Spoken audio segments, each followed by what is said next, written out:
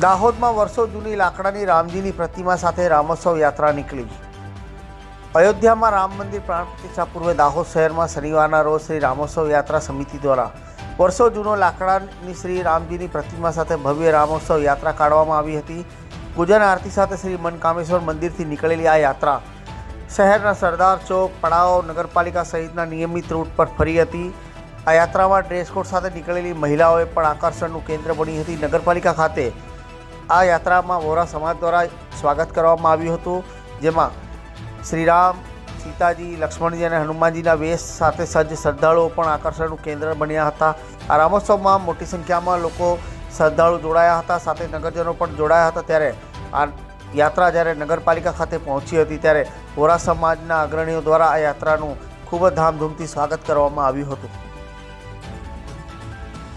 દાહોદ શહેર ખાતે રામોત્સવ યાત્રા સમિતિ દ્વારા રામયાત્રાનું સુંદર આયોજન કરવામાં આવ્યું, જેમાં મોટી સંખ્યામાં રામ ભક્તો જોડાયા અને એમાં વિવિધ ધર્મોના લોકોએ જે રીતે વોરા સમાજ અને મુસ્લિમ સમાજના આગેવાનો દ્વારા જે એનું સ્વાગત અને સન્માન કરવામાં આવ્યું, તે જેનાથી ગામમાં એક સુંદર માહોલ બન્યો અને આ રીતે તમામ રામ ભક્તો ઉપસ્થિત રહી અને ખૂબ સુંદર સાથ સહકાર આપ્યો। સાથે સાથે દાહોદ નગરપાલિકાની ટીમ દ્વારા જે કાર સેવકોએ યોગદાન આપેલ હતું એ તમામ કાર સેવકોનું ભવ્ય રીતે એમનું સ્વાગત કરવામાં આવ્યું અને એમાં આ યાત્રામાં રામની એક 3.25 ફૂટની એક પ્રતિમા, જે વર્ષો જૂની પ્રતિમા હતી લાકડાની, તેની સાથે સાથે રામ, લક્ષ્મણ અને જાનકી ત્રણનો પણ એક માનવીય એમને ડ્રેસ પહેરીને જે રીતે યાત્રાને સફળ બનાવી અને ખૂબ સુંદર યાત્રા રહી। આવી જ રીતે રામ ભક્તો રામમય આ વાતાવરણને ઉજવે એવી નમ્ર અપીલ અને ઘરે ઘરે દીવા પ્રગટાવી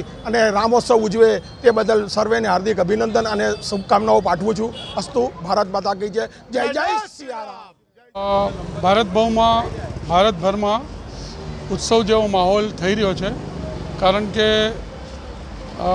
ભગવાન શ્રી રામની પ્રાણ પ્રતિષ્ઠા મોદી સાહેબ કરી રહ્યા છે।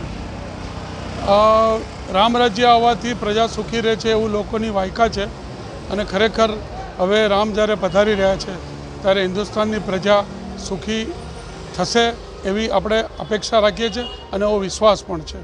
પહેલાં મોદી સાહેબ દેશના વિકાસમાં જે કામગીરી કરતા હતા, એમની સાથે આજે મોદી સાહેબ અને ભગવાન રામ બે જણા મળશે એટલે 1 અને 1 11 થશે અને મને લાગે છે કે જે ઝડપે હિન્દુસ્તાનનો વિકાસ થઈ રહ્યો છે એનામાં 11 ગણી ઝડપ આવશે અને હિન્દુસ્તાનની પ્રજા સુખી થશે, એટલે સાચા અર્થમાં રામ રાજ્ય સ્થાપિત થશે।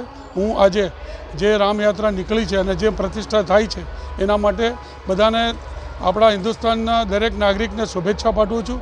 સ્પેશિયલી દાઉદી વોરા સમાજ તરફથી પણ હું ખૂબ ખૂબ શુભેચ્છા પાઠવું છું અને ખરેખર આ સ્થાપના પછી હિન્દુસ્તાનમાં રામ રાજ્ય આવી જાય એવી હું પ્રભુને પ્રાર્થના કરું છું।